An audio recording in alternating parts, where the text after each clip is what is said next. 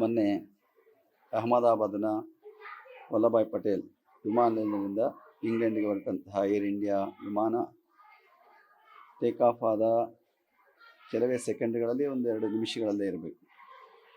ಅಷ್ಟು ಬೇಗ ಅದು ಯಾವ ಕಾರಣದಿಂದ ಏನಾಯಿತು ಗೊತ್ತಿಲ್ಲ, ಅವಘಡಕ್ಕೆ ತುತ್ತಾಗಿ ಅದರಲ್ಲಿದ್ದಂತಹ 250 ಜನ, ಹೆಚ್ಚು ಕಡಿಮೆ ಅಲ್ಲ 240 ಜನ ಮತ್ತು ಕ್ರೂ ಮೆಂಬರ್ಸ್ ಎಲ್ಲ ಸೇರಿ, ಪೈಲಟ್ಗಳು ಸೇರಿ ಒಬ್ಬ ಮಾತ್ರ ಪ್ರಾಣಾಪಾಯದಿಂದ ಉಳಿದಿದ್ದಾನೆ ಅಂತ ಹೇಳ್ತಾ ಇದ್ದಾರೆ.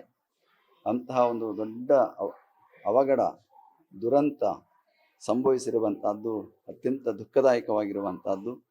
ಎಲ್ಲರೂ ಕೂಡ ಬಹಳ ಉತ್ಸಾಹದಿಂದ ತಮ್ಮ ತಮ್ಮ ಊರುಗಳಿಗೆ ಹೋಗುವಂಥದ್ದು, ತಮ್ಮ ತಮ್ಮ ಕೆಲಸಗಳಿಗೆ ಹೋಗುವಂತಹ ಉತ್ಸಾಹದಲ್ಲಿದ್ದರು. ಆ ಉತ್ಸಾಹ ಕ್ಷಣದಲ್ಲೇ ಎಲ್ಲವೂ ಕೂಡ ಭಗ್ನವಾಗಿರುವಂಥದ್ದು.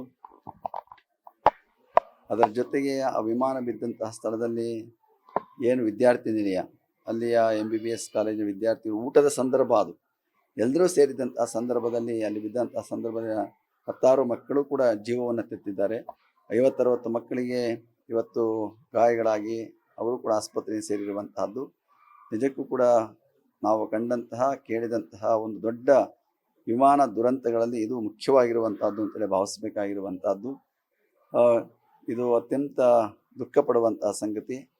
ಇದಕ್ಕೆ ನಾವೆಲ್ಲ ಕೂಡ ಮರಗಬೇಕಾಗಿರುವಂತಹದ್ದು. ಅದರ ಜೊತೆಗೆ ಇವತ್ತು ಮಕ್ಕಳು ಕೂಡ ಯಾವ ಭವಿಷ್ಯವನ್ನು ರೂಪಿಸಿಕೊಳ್ಬೇಕಾದಂತಹ, ಭಾಳ ಆಸಕ್ತಿಯಿಂದ ವೈದ್ಯರಾಗಿ ಸೇವೆ ಮಾಡಬೇಕು ಅಂತ ಇದ್ದಂತಹ ಮಕ್ಕಳು ಮತ್ತು ಅವರ ಕುಟುಂಬದವರಿಗೆ ಆಗ್ತಾ ಇರುವಂಥ ದುಃಖ, ಮತ್ತು ವಿಮಾನದಲ್ಲಿ ಅವರ ಕುಟುಂಬದವರಿಗೆ ಆಗ್ತಾ ಇರುವಂಥ ದುಃಖವನ್ನು ಅದು ಇಷ್ಟೇ ಅಂತ ಹೇಳೋದಕ್ಕೆ ಸಾಧ್ಯವೇ ಆಗೋದಿಲ್ಲ. ಅವರೆಲ್ಲರಿಗೂ ಕೂಡ ದುಃಖ ಸಹನ ಶಕ್ತಿಯನ್ನು ಕೊಡಲಿ ಅನ್ನುವಂತಹ ಒಂದು ಪ್ರಾರ್ಥನೆಯನ್ನು ಮಾಡುವುದರ ಮೂಲಕ ಇವತ್ತು ನೋಡಿ, ಅವರೆಲ್ಲ ಆ ಕ್ಷಣದಲ್ಲಿ ಎಷ್ಟು ಸಂತೋಷವಾಗಿದ್ದರು. ಯಾವ ಕ್ಷಣದಲ್ಲಿ ಸಾವು ಬರುತ್ತೆ ಅಂತ ಯಾರು ಹೇಳೋಕ್ಕಾಗದೇ ಇಲ್ಲ. ಅಂತಹ ಒಂದು ಸತ್ಯ ನಾವೆಲ್ಲ ಅರ್ಥಕೊಳ್ಬೇಕಾಗಿರುವಂಥದ್ದು. ಈ ಜೀವನ ಯಾವಾಗ ಏನು ಅನ್ನೋದೇ ಹೇಳೋದಕ್ಕೆ ಬರೋದಿಲ್ಲ, ನಶ್ವರವಾಗಿರುವಂಥದ್ದು. ಅಂತಹದ್ರಲ್ಲಿಗೆ ಇಂತಹ ಜೀವನವನ್ನು ನಾವು ಉತ್ತಮವಾಗಿ ಸಾರ್ಥಕಪಡಿಸಿಕೊಳ್ಳುವಂತಹ ಪ್ರಯತ್ನವನ್ನು ನಿರಂತರವಾಗಿ ಮಾಡಬೇಕು. ಇವತ್ತು ಅವಘಡ ಆಗೋಗ್ಬಿಟ್ಟಿದೆ, ಪ್ರಾಣಗಳು ಹೋಗಿದೆ, ಜೀವ ತೆತ್ತಿದ್ದಾರೆ. ಇದಕ್ಕೆ ಸಂಸ್ಥೆಯವರು ಪರಿಹಾರವನ್ನು ಕೊಟ್ಟಿದ್ದಾರೆ. ಪರಿಹಾರ ಕೊಟ್ಟರು ಜೀವ ಬರೋದಿಲ್ಲ, ಜೊತೆಗೆ ವಿಮಾ ಸಂಸ್ಥೆಯವರೇನು ಕೊಡ್ತಾ ಇದ್ದಾರೆ, ಎಲ್ಲವೂ ಆಗ್ತಾ ಇದೆ. ಆದರೆ ಇದಕ್ಕೆ ನಿರ್ದಿಷ್ಟ ಕಾರಣ ಏನು ಅಂತ ಇನ್ನೂ ಗೊತ್ತಾಗಿಲ್ಲ. ಈ ಕಾರಣ ಗೊತ್ತಾದರೆ ಮುಂದಿನ ದಿವಸಗಳಲ್ಲಿ ಇನ್ನು ವಿಮಾನ ಪ್ರಯಾಣ ಸುಖ, ಅದು ಯಾವುದೇ ರೀತಿಯಂತಹ ಒಂದು ಅವಘಡಗಳಿಗೆ ಕಾರಣ ಆಗೋದಿಲ್ಲ ಅನ್ನುವಂತಹ ಭರವಸೆ ಬರಬೇಕಾಗಿರುವಂಥದ್ದು ಕೂಡ ಜನಗಳಿಗೆ. ಏಕೆಂದರೆ ಇಂಥವಾದಾಗ ಭರವಸೆ ಕಳ್ಕೊಂಡ್ಬಿಡ್ತಾರೆ ಜನಗಳು ಕೂಡ, ಪ್ರಯಾಣ ಮಾಡೋದಕ್ಕೆ ಇಷ್ಟಪಡೋದಿಲ್ಲ. ಅದರಿಂದ ಅಂತಹ ಮುಂದಿನ ದಿನಗಳಲ್ಲಿ ಯಾವುದೇ ಅಂತಹ ದುರಂತಗಳಾಗದ ಹಾಗೆ, ಜೀವ ಹಾನಿಯಾಗಲಿ ಮತ್ತೊಂದಾಗಲಿ ಆಗದೇ ಇರುವಂತಹ ರೀತಿಯಲ್ಲಿ ಕಠಿಣವಾದಂತಹ ಒಂದು ಕ್ರಮಗಳನ್ನು ಕೈಗೊಂಡು ಅದಕ್ಕೆ ಸಿದ್ಧತೆಯನ್ನು ಮಾಡಿಕೊಳ್ಳುವಂಥ ಪ್ರಯತ್ನವನ್ನು ಮಾಡಬೇಕಾಗಿದೆ. ಅದರಲ್ಲೂ ಕೂಡ ನಮ್ಮ ದೇಶದ ಹೆಮ್ಮೆಯ ವಿಮಾನ ಇದು. ಏಕೆಂದರೆ ನಾವು ಭಾರತದ ಕೊಡ್ತಾ ಇದ್ವಿ, ಆ ಒಂದು ವಿಮಾನಕ್ಕೆ ಈ ಥರ ಘಟನೆಯಾಗಿರುವಂಥದ್ದು ನಿಜಕ್ಕೂ ಕೂಡ ದುಃಖದಾಯಕವಾಗಿರುವಂಥದ್ದು.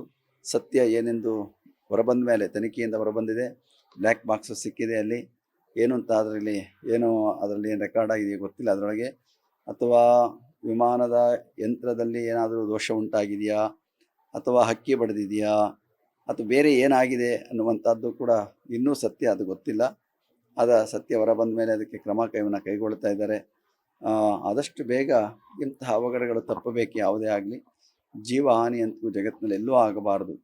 ಎಲ್ಲರೂ ಕೂಡ ಆಯುಷ್ಯ ಪೂರ್ತಿ ಬದುಕಬೇಕಾಗಿರುವಂತಹ ಒಂದು ಆಸೆಯನ್ನು ಪ್ರತಿಯೊಬ್ಬರು ಕೂಡ ಇಟ್ಕೊಂಡಿರ್ತಾರೆ.